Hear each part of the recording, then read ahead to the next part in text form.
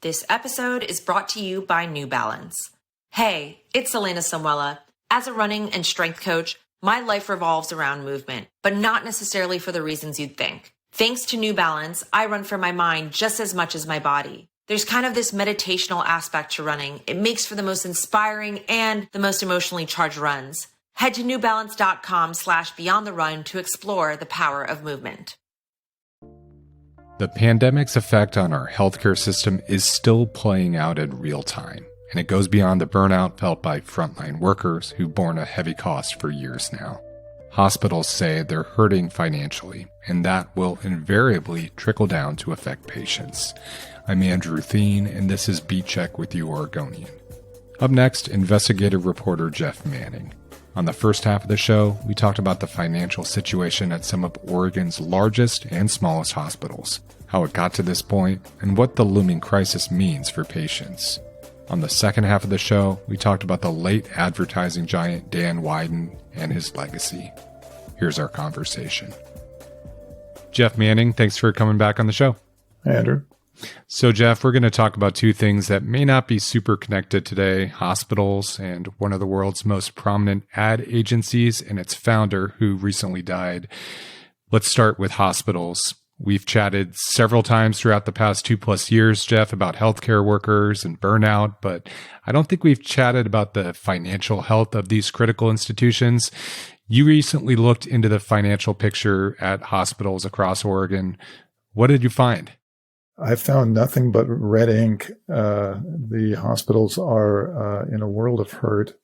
They really do seem a bit flummoxed about what to do. They're in a weird situation where they can't cut costs to prosperity. The typical sort of corporate bean counter approach is not going to work here because it's cutting back and being too lean that has got them in this jam in the first place. They don't have enough caregivers, so they don't have enough beds. So they're not bringing enough revenue. Too many patients who are in the hospital shouldn't be there. They are well enough to leave the hospital, but they can't because they're not well enough to go home or they don't have a home. And there are no nurses at the rehab facilities to, treat them in that sort of intermediate stage between hospitalization and living at home or whatever passes for a home. So as a result, there's this big traffic jam in the patient flow, and that has been devastating to the bottom line. That is a lot that you just very eloquently summed up in very short order. I don't think that a lot of people, when they think of hospitals, when they get a bill, obviously they're thinking about the financial piece of it, but they're not often, I would imagine, when they're intersecting with the healthcare system, worried about the financial well-being of these hospitals. But it sounds like this is manifesting in a lot of different ways for patients, right? It's not just something that we should worry about as the bottom line. Like you said, there's other issues at play here. Well, the bottom line matters to patients if their hospital disappears on them. If you're in an outlying area where there aren't a lot of options and your small hospital is, suddenly having to get out of the maternity business or get out of the behavioral health business to the extent that they have it, that really matters to people. And that is something that should be of great concern to every Oregonian. But let me try to break it down for you because I agree that most people don't put corporate finance and hospitals in the same category. But they're big businesses. Right. They may be not for profits, but they're very big businesses with billions of dollars of revenue every year. They need to make ends meet, and they don't call them profits and losses, but they experience them just like any other company does. OHSU, Providence, St. Charles, and Bend, the biggest names in the healthcare business in this state, are really suffering big time expenses in excess of revenue. And the culprit is COVID. They're losing too many people. Too many really gifted, important caregivers are fed up, exhausted, burnt out. We've talked about that before. Mm-hmm. What I never closed the loop on that and realized that the loss of those people were going to have really negative financial implications. Yeah, and that was something that really jumped out to me in your reporting, and having some family members who work in the healthcare field. I'm aware of the kind of the trend of having traveling workers. It's good for the worker, but it's not good for the institution. Can you explain that? It's not good for the institution's bottom line, right? Because these workers are spendy. They can be, like twice as expensive, 3 times as expensive as an in-house nurse. I don't, frankly, living on the road in a motel, eating restaurant food, that's not a great life. But if you are going to be making 3 times what you'd make otherwise, I'm surprised more nurses don't go that route. And that leaves the hospitals in the unenviable position of having to hire these travelers. Their regular employees have quit. Some of them because they're just fed up and can't take it anymore. Others because they want to be travelers and make a lot more money. Either way, it's rotten for the patients, rotten for the hospitals. The hospitals have been their own worst enemy at times. They've been tight with the dollars, and they've been alienating their employees and making it all too easy for them to leave. Providence, the constant war chants going out from the rank and file about striking and demanding a renegotiated contract. Mm-hmm. And, Providence at times seems like the gang that couldn't shoot straight. Just when things seemed to be a little bit normal, they went to a new computer system that shorted everybody on the pay that they were owed. That was very, very recently. The state of relations between Providence management and their employees may be at an all-time low. You mentioned St. Charles earlier, which for people who might not know is out in Bend and the surrounding area in Central Oregon. Can you talk about what you learned from talking to leaders at that, critical healthcare provider in, a large and growing part of our state? How are they faring? They have been struggling. It is really difficult. They are losing money like most hospitals in Oregon. They have laid off folks. They've eliminated positions. Their CEO, a longtime respected guy, quit suddenly. They seem to be as hard up against it as any major Oregon hospital. Had a long talk with a whole team of people, including their CEO and CFO last week. As the CFO said, they are perilously close, to use his words exactly, perilously close to not being able to comply with all of their covenants, the promises about their financial condition that they made to the purchaser of their bonds. Now, again, I know that's really complicated. Mm-hmm. It doesn't have much to do with hospital visits, but it does. Hospitals raise money by selling bonds, which is a form of debt. When they do that, they agree to financial terms. And part of those financial terms is that they can meet certain tests that measure their financial capability. Every hospital system in the state is struggling right now, and meeting those debt covenants, as they're known, is becoming increasingly difficult. So what options do these providers have to make those payments? There's not a lot of options, but I can imagine some of them. What are they looking at or asking leaders in the political world to do? Well, the hospitals just went hand in hand to the legislative e-board, begging for money, begging for emergency assistance. They got $11 million. That is a drop in the bucket. $11 million is real money. But when you consider that the hospitals in Oregon collectively lost more than $200 million in the first half of the year, that's a lot of dough, even by hospital standards. OHSU is a bit of a different animal because they are quasi-public and can and do turn to the state all the time for additional financial support. Mm-hmm. But they're a really important institution in the state. They take the toughest patients. They educate our future nurses and doctors, and it is not going well for them at all.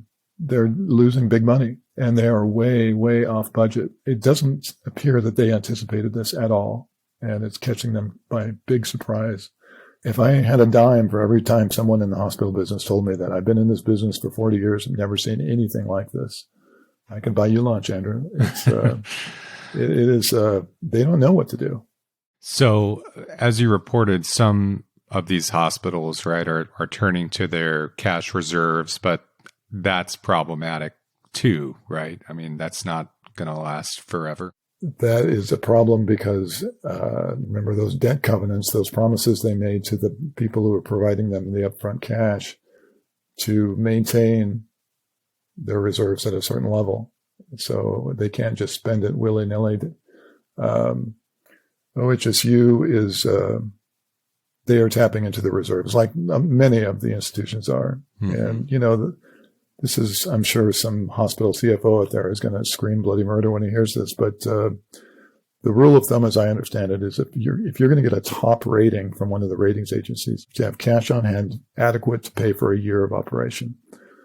OHSU, like St. Charles, they're well under a year. And they figure, OHSU says, barring some big improvement, they'll be down under 200 days of cash on hand by fiscal 27 because they have no choice but to tap into their reserves. That's not the kind of number that OHSU has ever had before.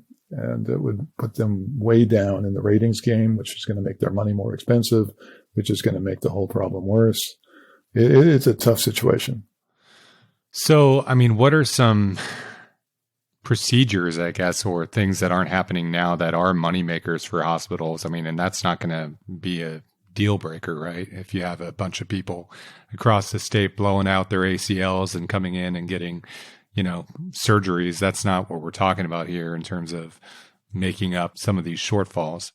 Well, it'll take a lot of ACLs to bring everybody back up to a sound financial position. I think that everybody says we just need to staff up. We need to staff up to the point that we can increase our number of open beds, and so that we don't get patients stuck inside the hospital who can't get out. There are like 700 plus Oregonians now that are in this sort of hospital limbo. There's nowhere to put them. They can't turn them down. They have to let them in, but next step down the road, the rehab facility or the foster home or whatever, they don't have to take them. So there's an open door at this end, closed door here. Mm. And, those adult foster homes and rehab facilities, they are hurting for labor even more than the hospitals are. So they can't take them. So I'm not sure the extent of which this factors into the crisis, but many of these same hospital institutions just filed a lawsuit in the past week or so against the state and the Oregon Health Authority, saying basically we can't send patients to the Oregon State Hospital who need more intensive behavioral health care and more extensive supervision that can't be provided. Is that also a piece of this puzzle too, Jeff, or is that kind of just a drop in the bucket? Yeah, the OHA must be feeling really good that they went to bat for the hospitals before the legislative board to get that $11 million, and right away the hospitals smack them with a lawsuit for the management of the Oregon State Hospital, and then they sued them again, or at least served notice that they're going to sue them again this week for a state law that they don't want to comply with because they think it's going to be too onerous, which it may be. I don't know. But anyway, Pat Allen and the rest of the OHA, I'm sure, is feeling profoundly beat up at this point. But behavioral health is a really important part of this whole mix because there's nowhere to put a lot of these patients because of the labor shortage, but there never has been anywhere to put the behavioral health patients. And those are more extensive or more expensive patients, I would imagine, as well, right? They take more supervision in some cases. They're more expensive. There is no easy solution. It's not like they're going to be better in 2 weeks and ready to go back home and become a productive member of society. It's just it's a very, very difficult place to be. And there's when it comes to behavioral health, that's never operated smoothly in the state. the broken knees and the separated shoulders, those have been operating fine, but those aren't working now either because of the nursing shortage. Before we take a quick break, Jeff, is there anything else just on the overall dynamic in the healthcare world that we didn't touch on that you think is important? Well, we've talked a lot about money and bonds and debt ratings. The real key here for Oregonians, and hospitals are the first to admit this, hospital executives are the first to admit this, that this is not just a financial issue. It is a quality of care issue. The head of the hospital down in Gold Beach told me that the urban hospitals' problems are directly felt by even the smallest hospitals, because the typical practice is for someone who is really acutely ill or is badly injured to be sent life-flighted to the urban hospitals. And there's no space for these folks anymore. The emergency system is as bogged down as everything else in these hospitals. This raises all sorts of really troubling questions about the quality of care that people are getting in this state. Well, let's take a quick break, then we'll come back and talk a bit more with Jeff Manning, investigative reporter for the Oregonian and Oregon Live.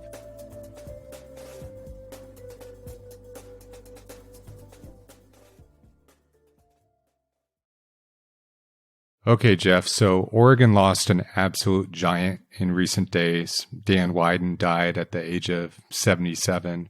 Can you tell us about Dan Wieden's life and how he charted his course to becoming really a legend in his field? Dan Wieden once told me this hilarious story. His dad was a guy named Duke Wieden, who was, in his own right, a very important guy in Portland business circles back in the day. And Dan was following in his footsteps, and somewhere in that advertising, copywriting, PR slice of the world. He was young, and he and his dad didn't always see eye to eye. He told me the story once, Dan did, about driving to the coast and getting into a big argument with his dad, Duke, about what he wanted to do with his life and whether he wanted to work in corporate America or whether he was going to, because it was the 60s and crazy times. And they got so mad at one another that Duke pulled over in the middle of the Van Duzer corridor on the way to Lincoln City, dropped his son off and said, "See you later," took off. Dan loved that story because he loved his dad. But it was, and eventually they found one another somewhere in Lincoln City, I do believe, or Neskowin, I think is where they were. But he was a great guy, great storyteller, full of anecdotes. And he surprised himself as much as anybody that he became one of the most important advertising executives in the world. It was in part because of Nike and the chance pairing of Phil Knight and Dan Wieden, and there was a real magic there. But I think Wieden probably would have got there even without Nike. He was an incredibly smart and gifted guy. So obviously you're telling an anecdote of a time you talked to him. Can you just talk about your relationship as a source, I guess, and how well you knew him? And, you just gave us a good anecdote there, but what else can you tell us about what Dan Wieden was like? I don't want to pretend like we were best pals. We weren't. He was a very busy guy. He had a big company to run, and he was incredibly engaged in what he did. And, I would come and go, but he was always engaging, really a fun guy to interview, very self-deprecating, and his people, they loved him. Love is sort of an easy word to throw around, but people just adored him. He made the work environment challenging, but great fun. Yeah, it's kind of interesting when you look back at his legacies in the Portland area and beyond. I mean, it's not that Wieden and Kennedy invented office culture, but they certainly moved it forward when you think about their office in the Pearl District and kind of the Founders Day parties that they would have that were pretty legendary. Can you just talk about how his company that he built fit into that world, I guess, here in the Portland area? Well, back in the day when I started covering business in this town, there were a lot of ad agencies.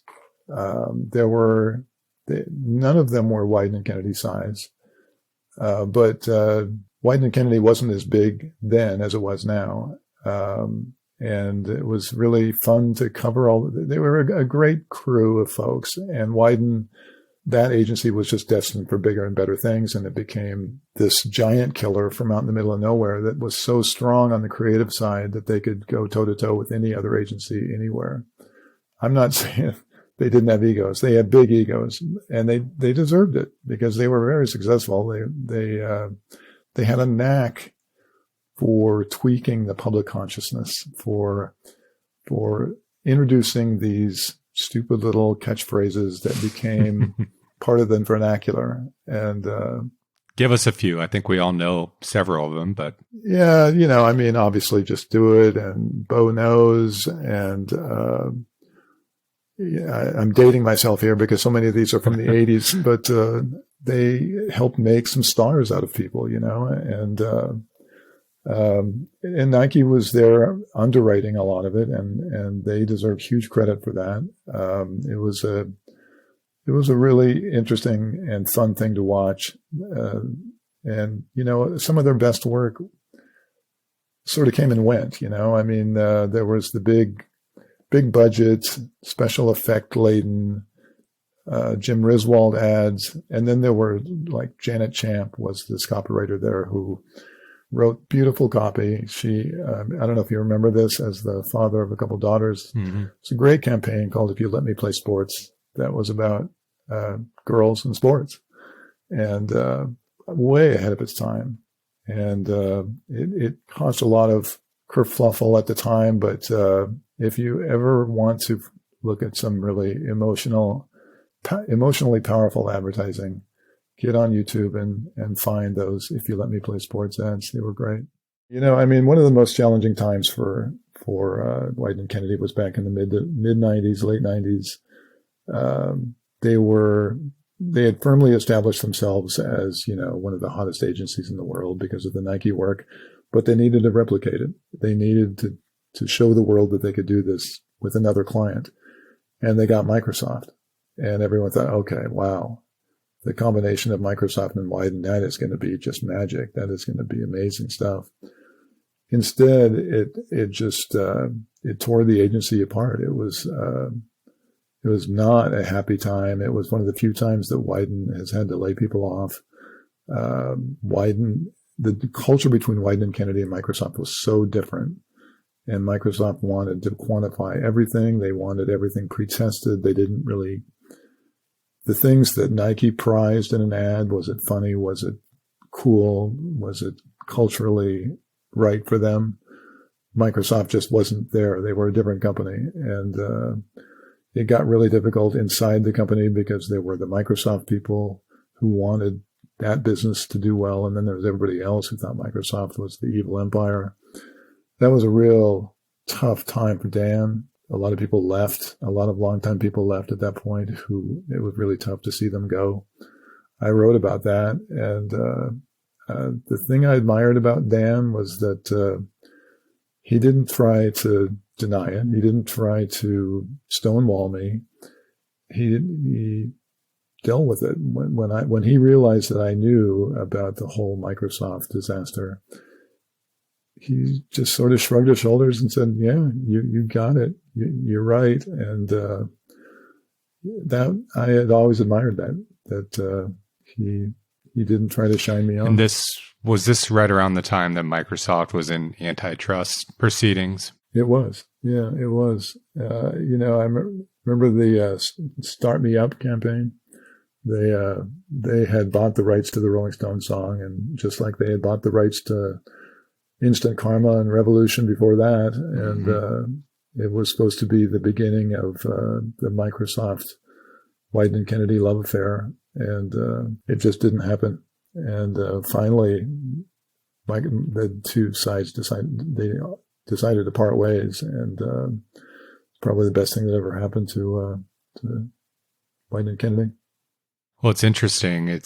it's not all up, up, up all the time, right? I mean, you're going to have fits and starts. You're going to have accounts that just aren't the right fit or it doesn't work out. That's kind of the story of any company, let alone a creative agency like Wieden and Kennedy. Yeah, it's true. And I think that they've grown up a little bit. I think that they are better at dealing with big corporations now. Their biggest clients now are Nike, Ford, and McDonald's. So they're mainstream. When you talk to people who either worked for Wieden and Kennedy or knew Dan Wieden for the obituary, were there any stories that stuck out to you, and kind of what was the commonality, I guess, when people describe this so influential Oregonian? Jerry Cronin told me a story that I did include in the obit that I'd never heard before, that I thought I included it because I thought it said a lot about Wieden. It was back in the very early days of the agency. They didn't have much business, and they latched onto the Gallo Wine Company out of the Central Valley in California. It was Cronin's account, and he was going down to Modesto once a month to pitch them on various ideas.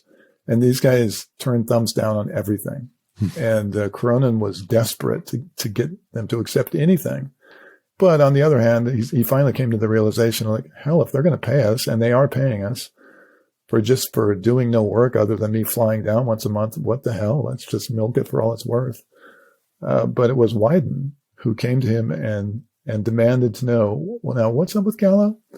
And Jerry finally told him, I can't seem to get anything that they're interested in, but I'll just keep on trying. And Wieden said, no, we're done with Gallo. We're not going to collect anybody's money on the cheap for not providing them with quality product. That's what we're about. And if they don't like what we do, we're going to quit the account. And they did. And, it was just a small little development in the early days of that agency. But I think it says something about his integrity and about his ambition.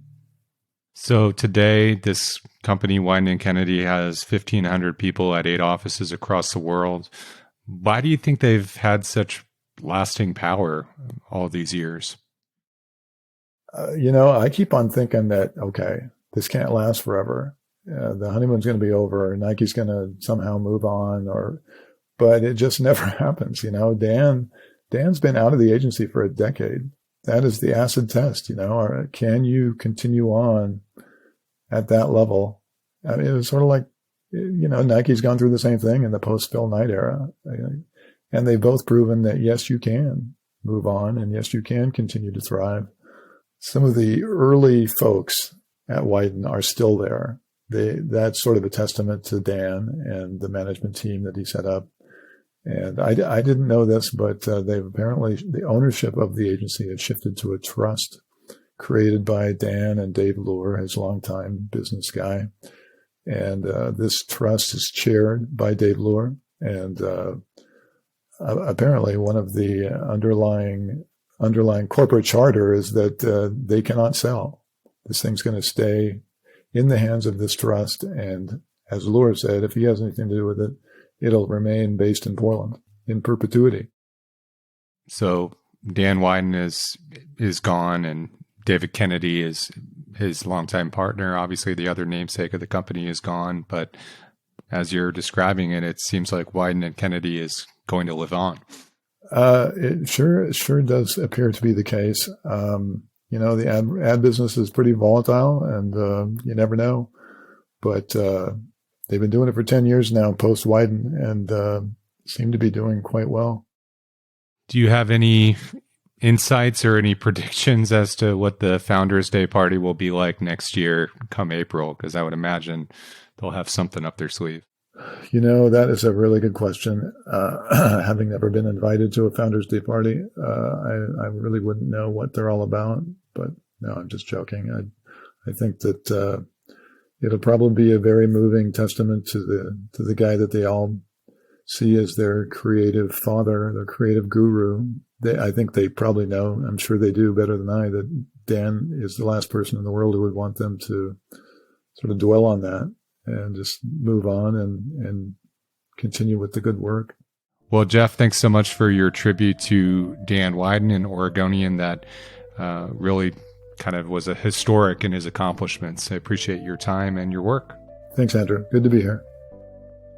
Thanks for listening to Beat Check with You Oregonian. I shared links to Jeff's story about the healthcare system and his Dan Wieden obituary in the episode notes. If you like this show, give us a 5-star rating and review in Apple Podcasts. It really helps people find the show. And tell a friend. Help spread the word. The best way to support our journalism is with a subscription to Oregon Live. You can do that at OregonLive.com/pod support. Until next time.